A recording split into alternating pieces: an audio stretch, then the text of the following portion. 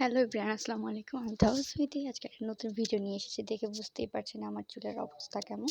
আমার চুলগুলোকে আমি মানে কোনো সাইড ইফেক্ট ছাড়াই কার্ল করেছিলাম। আপনাদেরকে তাই দেখাবো খুব ইজি ওয়েতে।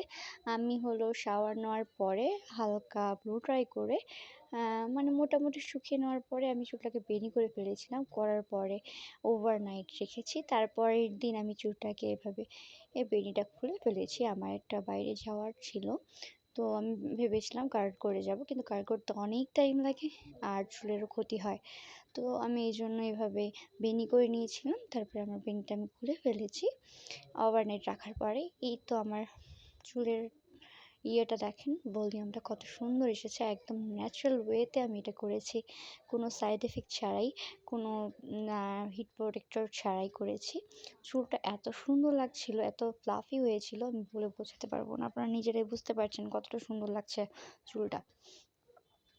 এই যে আমার ফুল চুল, এই যে কি সুন্দর চুলটা হয়েছে,